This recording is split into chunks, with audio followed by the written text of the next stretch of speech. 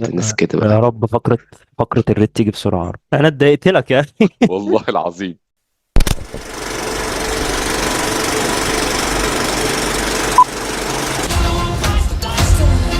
مساء الخير يا جماعة، رجعنا لكم بعد رمضان وأفلام العيد. كنا عملنا ريفيو عن فيلم شقه وعن فاصل من اللحظات السعيدة. وما تنسوناش بقى بالدعم، اللايك والشير والسبسكرايب والكومنتس، وقولوا لنا آرائكم في السينما. فهنبتدي مظبوط. بالفيلم الموجود دلوقتي في السينما. فيلم من إخراج جاي ريتشي وبطولة هنري كافيل. هنري كافيل اللي ما يعرفوش يعني هو سوبرمان. بتحكي عن مجموعة من المجرمين بيتم تكوين تيم بيهم برعاية وينستون تشرشل. الفيلم عن قصة حقيقية لتنفيذ مهمة تدمير مدمرة ألمانية في الحرب العالمية الثانية، بمهمة متوقف عليها مصير تشرشل نفسه. هي دي حلاوة الحدوتة بتاعت الفيلم يعني. فيا ترى هينجحوا في ده ولا لأ، وإيه هيكون مصيرهم؟ صح؟ المفروض ده حلاوة الفيلم.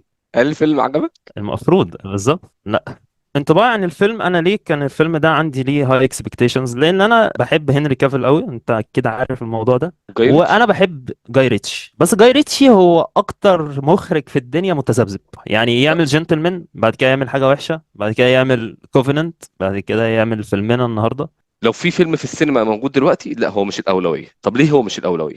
الفيلم مدته ساعتين الا ربع. احنا خدنا وقت كافي ومستريح في تقديم الشخصيات بتاعنا وتقديم الحبكة، وتعرفنا على مدى خطورة القائد المهمة دي اللي هو هنري كافيل، وانه قد ايه ده راجل خطر ومهم، ولدرجة ان وينستون تشرشل مختاره بنفسه. وبعد كده بنتعرف على التيم واحد واحد وقدرات التيم واحد واحد. احنا كل ده واخدين وقتنا تماما. وباي ذا واي، هي ده جزء ممتع يعني، ما اقصدش اللي احنا مطولين، ده جزء لا. ممتع. اه، لو حد شاف ماجنيفيسنت 7، هو على نفس القالب بتاع ماجنيفيسنت 7.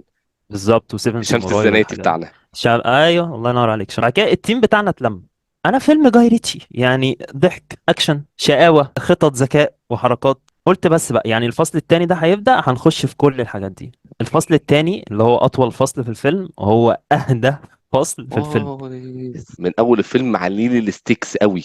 ده احنا داخلين على راجل مفيش حد اتولد زيه، حاجة جامدة فشخ وتيم مم. جبار. فأنا داخل، فأنا متوقع لا، إن هم ومهمة هيخشوا. متوقف عليها مصير وينستون تشرشل اه، وقصة عشان كده حقيقية. بقول لك قصة انت معلي حقيقية. الستيكس. فانا مم. داخل ملحمه بقى. احنا هنشوف اللي ما اتشافش. شفنا حاجه بلو افريج. جدا عادية، جدا جدا. انا زي تحس ما بقول انت لك الفيلم طار. طلعتني وهبتني على الارض.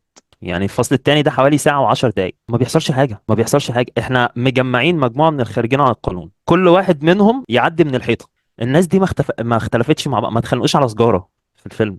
هنري كافيل بيقول الكلمة سمعا وطاعة، تمام، احنا موافقين، الخطة 100 100، ما فيهاش ثغرات، ما حدش ليه عنده رأي، يلا بينا. ايه ده طيب؟ امسكوا في بعض يا جدعان، فين مفيش الاكشن، صراع. فين الدم، فين مشكلتي الاساسيه في الفيلم ان انا ما بتخيل. انا مش عايز قصه، مش عايز. انا عايز داخل فيلم اكشن. يعني احنا بكده كل الافلام، يعني كل الحلقات اللي عملناها من افلام على النت هتلاقيها ليها طابع واحد. فيلم مش محتاج نتكلم عنه كتير. فيلم اكشن، فيلم تسالي، فيلم حاجه بوب زي كورن. كده، بوب كورن. مم. انا عايز اخش اتسلى. فانت ما اديتنيش الجرعه الاكشن اللي هي المسليه. ما اديتنيش دراما ما بين الاشخاص اللي موجودين وسط الابطال بتوعنا، اللي فيه صراع، في حد بيكيد لحاجه، في حد بيعمل لحاجه، في حد انا مقلق منه. مفيش اي حاجه من الحاجات دي. قبل ما اقطع كلامك، هو نفس مخرجنا كان عامل فيلم مع نفس البطل اللي هو زمان فروم انكل، فيلم رائع يا رائع. عم جنتلمان، الفيلم لا لا كان لا. فيه صراع سناتش يعني. وجنتلمان والحاجات دي كلها ما فيها تجميعة لا، ناس. ما هو سناتش ده تحفة. اه. او عامل زي اوبريشن فورتشن، تجميعة ناس يلا نعمل اكشن. مم. على الاقل في اوبريشن فورتشن هو ما عجبنيش خالص، لكن كان فن. زي فيلم علقة موت كده. لا يا راجل، علاء مود ممثل بيس يا مان. انا عندي الراي ده دايما دايما.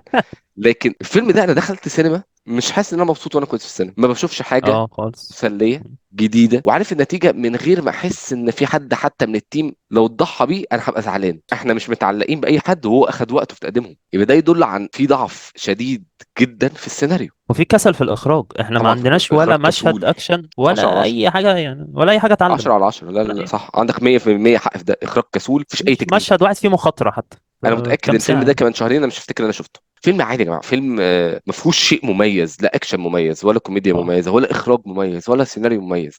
حتى القالب بتاع القصه شفناه قبل كده بشكل احسن. كان عندي حاجة واحدة في الفيلم بس هي اللي عجباني، هي الساوند تراك بس. الساوند تراك لأنها كانت من روح انجلوريوس باستردز. أنا بس عايز أقول ملحوظة قبل ما نخش في التقييم ونقلب الفيلم، نقلب جدا يعني. الفيلم كاتب في الآخر إن شخصية البطل اللي بيعملها هنري كافيل اللي استوحوا منها جيمس بوند. اه، أرجوكم يا جماعة، جيمس بوند يبقى هنري كافيل أرجوكم. وأصلا مين إيه تشرشل ده عجيب. ده واحد طالع يقلد جاري بلغته. أولدمان وهو عامل تشرشل. بلغتك، هو جايبينه بلغته خلاص. هو فيلم منتصف الجدول خالص اه. وعلى فكرة منتصف الجدول فهو تقييمي 5 من 10. انا هقول ان هو فيلم تيبيكال شهر 3 و4 في كل سنه، وتقييمي ليه ايوه 4 من 10. 4 من 10 هو فعلا اصل افلام الخمسه شهر دي 3 يعني و4. دخل في الليفل اللي هو ماشي كويس. لا انا شايف ان هو مش كويس اصلا. نخش بقى على اللي بعده، ملحمه اه جو. كتابه مدحت العدل والمخرج مندو العدل، انتاج العدل جروب، وبطوله فجأة. الفنان محمد رمضان والفنان نيللي كريم، وهو فيلم عالزيرو. طول ما انت معاه ما تخافش. قصه فيلم عالزيرو بتتكلم عن دي جي بيكافح عشان يربي ابنه بعد ما والدته توفت.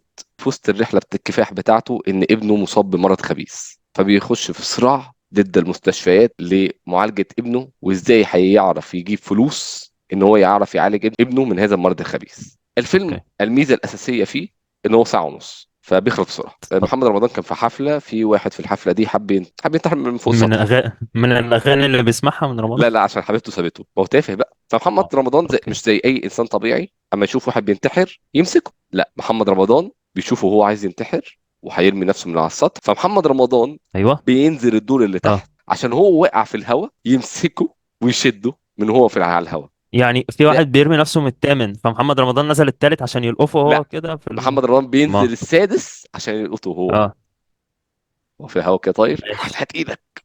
ده الفيلم بتاعنا. يعني اه لو عايزين فاهم فاهم. نتخيل الفيلم سيء لدرجة ايه، ده الفيلم بتاعنا.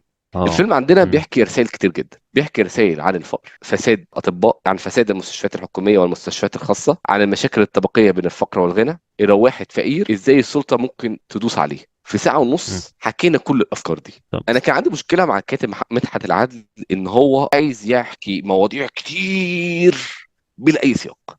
والمثال طبعا المسلسل الاخير ليحيى الفخراني السيء، عتبات البهجه. بنحكي مواضيع كتير بلا اي سياق بلا اي قصه، بس احنا عايزين نحكيها. بلس بقى الناس بقت طيبه. عارف انت بقى الناس الطيبه، نيلي كريم ممرضه، معاك. مسكاست بشع. اه حاجه ان انت تجيب نيلي كريم، وباين فرق السن بينه وبين محمد رمضان، ان نيلي كريم مش عارفه تعمل دور الممرضه. نيلي كريم انا واحده ممرضه شفتها ومعايا ابني ومش عارف اعالجه، شفتها شفتها أمم. بتتخانق، لقيتها في الشارع. ممكن اكلمك عشان أنا ابني تعبان غلبان ومش عارف ايه، او بتدي له نمره موبايلها عادي، تروح تسافر معاه الاسماعيليه عادي عشان تساعده، بعد كده تدخله البيت مانجا. عندها عشان يتغدى مع امها ويتغدوا مع بعض اه عادي. اللي هو اه ايه، احنا فين اه ده يا جماعه؟ فين الكلام ده بيحصل؟ عايزينك تبيع مخدرات، ماشي. طب هتعمل ايه؟ هتشوف واحد اول مره ما شفتوش غير مرتين في حياتك وبينكم مصانع حداد، تقول له ممكن كده اشتغل في أمم. مخدرات، يقول لك اه ماشي يا اسطى ماشي. عادي. راجل ابني محترم. تعبان، دي هشوف نيللي كريم لاول مره في حياتي، ممكن تساعديني؟ اه يا اسطى هساعدك. انت أمم. يا محمد رمضان عندك اغنيه جابت 50 مليون فيو وليك دلوقتي طبعا ده رزق بتاع ربنا عشان هو عمل اللي عليه، فربنا هيرزقه، طبعا ربنا كريم. انت طبعا. دلوقتي معاك 250 الف دولار، ايه العبط ايه ده يا ده جماعه؟ مش فاهم. اسلام ابراهيم بقى اللي هو بقى صريخ ضحك اول ما طلع، انت بقى افيهات بقى، وسكن في بنسيون أمم. في جمانه مراد اللي عندها حلم ان هي سعاد حسني الجيل، وبنسيون بقى في محبه وناس بقى كده، فاهم انت، ناس كده يا بقى. رب فقرة الريت تيجي بسرعة. انا اتضايقت لك يعني. والله العظيم فيلم الساعه ونص ايه بقى، في 4 اغاني. الفيلم سيء. ايه ده، هو الفيلم واخد نفسه بجدية؟ طبعا فيلم درامي. ده اللي عايز اه. اوصله بقى، امم. ان الفيلم مش بيقول لنا مثلا ان امم. انا جو محمد رمضان ويا اسطى ويعمل هو اوحش ولا هارلي؟ صلصه. هارلي يا اسطى. لا ده اوحش من هارلي. ده اوحش. ده اوحش من ممكن هارلي. عشان هناك في مي عمر لا لا لا، شايل هارلي فيلم الشاشة وحش، شوية. بس هو عارف ان هو فيلم وحش. انا داخل هارلي انا عارف امم. هتفرج على ايه، انا داخل على اه. زيرو بحسب ان في حاجه هو صعبه. عزيرو دي عشان حوار اللي هو حلق زي ابنه، ولا عزيرو اه عشان هو طبعا، ما راجل ابنه عنده ورد مفلس؟ خبيث بقى في عزيرو، في حاجه تانيه، ماشي. في معنى اخر، هيبقى مش معهوش فلوس بقى في عزيرو، ما عندوش ايوه بقى اي اه حاجه بقى. مفلس اه. اه اه ما عندوش هي اي دي حلاوة حاجه. الفن اللي انت ممكن تشوفه من اكتر من تقييمك اكتر كام؟ من زاويه. ففيلم عزيرو فيلم سيء جدا، مش لاقي ميزه واحده اقدر اتكلم عليها. تقييمي ليه 2 من 10. هيخش قائمة أسوأ 10 أفلام في السنة. أصل 2 من 10 دي ده فاهم يعني، ما فيش 2 من 10 ده يحاول منازل. الا لو لقيت حاجه سخيفه، لان اسوء افلام 10 افلام في السنه مش تكون سيئه اكتر ما هي افلام سخيفه. لا لسه طيب، السنة في ستايل جعبتها مرعب بخير بريمو، يعني. اعتقد مرعب بريمو نزل على النت فالناس تبقى فاهمه انا بتكلم في ايه يعني. الفيلم بيتكلم عن مقاتل يو اف سي سابق، يحصل له حادثه احنا ما نعرفهاش بتقلب حياته راسا على عقب، لغايه ما بيتعمل له اوفر، م. عرض عمل لحمايه مكان اسمه رود هاوس، ونروح معاه الكوبا عشان نعرف ايه هو المكان اللي اسمه رود هاوس ده، وايه اللي المفروض هيقابله هناك. فيلمنا الاخير هو فيلم موجود على منصه امازون برايم، فيلم جيك جينيهال الجديد، وهو رود هاوس. رود هاوس هو ريميك لفيلم بتاع باتريك سويزي، فيلم من الكلاسيكيات 1989. تمام. الفيلم بطوله جيك جينيهال وبطل يو اف سي الشهير كونان ماجريجر، واخراج دوج ليمان، مخرج م. اكشن مشهور. ايه رايك في الفيلم يا جو؟ تاني مرة. أنا كنت داخل الفيلم بتوقعات عالية. مخرج الفيلم هو الراجل اللي عمل ايدج اوف تومورو، هو اللي عمل بورن سيريس، وهو اللي عمل امريكان ميد. فانت واحد واخد ثقة توم كروز مم. وبتعمل فيلم مع جيك جيلنهال، كنت متوسم في الفيلم حاجة حلوة ولقيت حاجة وحشة قوي. يعني انا مش على معترض شويه معاك، هو مش حاجه وحشه قوي، فيلم اكشن. انا وانا بتفرج على الفيلم انا حسيت هو ان جيك جيلنهال مسكست. الفيلم ده بتاع مارك وولبرج يا اسطى، الفيلم ده بتاع جيسون حسيته ستيسم، الفيلم ده مش بتاعك، الفيلم ده انا بتاع شفته. جيرارد باتلر. لا جاب بطل هيحولوا الفيلم 3.2 من 10، لا احنا اعلى شويه. اللي هو الفيلم ده انا اه شفته كتير. جدا. انا الفيلم ده ام بي سي 2 معبيه بيه، وانت يا امم جيك اصلا بقالك فتره فاقد البوصله ده. حتى سلسله الافلام الاخيره سيسترز براذرز في بيزاو، لقى عنده فيلم جيلتي اللي هو ريميك سيء لفيلم حلو. امبولانس مه بعد كده بعد ذا كده كوفيننت. كوفيننت، وعمل في النص فتحس سبايدر مان. فتحس ان انت مش فاهم انت عايز ايه، عايز تلعب اوسكار بيت، عايز تعمل زي الفيلم اللي انت عامله دلوقتي ده اللي هو فيلم بتاعت الاكشن بقى، ومارك وولبرج وجيسون لسه بتخش في الناحيه دي. طب ايه اللي خلاك تعمل فيلم كوفيننت؟ ما تفهمش ايه اللي دخلك سكه مارفل. هو تحس ان هو مش عارف هو عايز ايه. الفيلم ده بدا بدايه جيده ان احنا بنشوف واحد باد اس كعاده كل نوعيه الافلام دي. عجبني جدا فكره امم ان هو راح المكان وبقى منتور، مش بس باونسر، هو منتور باونسر، راجل بودي جارد بيمنتر على البودي جاردز التانيين. ورحنا حته امم كحيل قلنا يمكن يبقى ده الاختلاف عن الفيلم الاولاني. رحنا الفصل تاني بطيء بلا اي نوع من الاحداث، متوقع، مش حاسس باي امم خطر، لغايه ما بيجي شخصيه كونور ماجريجر وهي شيء من اسوأ ما يكون. انا مش فاهم يعني ايه المبالغه اللي انت فيها دي، عايز تحسسني بخطره ولا عايزه يضحكني؟ ده هو بيحسسك بخطر امم ولا هو بيضحك اوفر ذا توب دايما؟ اوفر اوفر. عارف ما رخم. هو الفارق بينه وبين تامر هجرس؟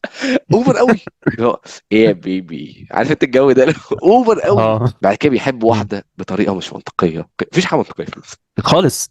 خالص يعني احنا بنطلع من تفكك ونخش في تفكك، فاهم؟ حفرة في حفرة في حفرة. أول مشهد ما بين جيك جيلنهال والفيلن العجيب بتاعنا ده، مش عايز أسميه فيلن، العبيط بتاعنا، والله ما هقول فيلن. قامت بينهم عركة في البار.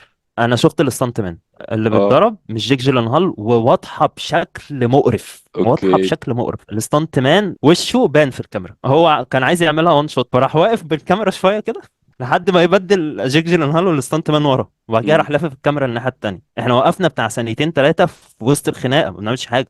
مين اللي لعب في الاعدادات؟ يلا يابا اللي احنا في نص الخناقه. طب انا داخل الفيلم اكشن، والمفروض ان انت مخرج عندك سي في محترم. انت حتى الاكشن اللي انت داخل تديهولي عملت حاجه في 2024 بتقع فيها بكل الامكانيات والصرف بتاع. هو الفيلم بتاعنا الاساسي اللي هو او ابن رجل اعمال ده، ايه التمثيل الوحش ده؟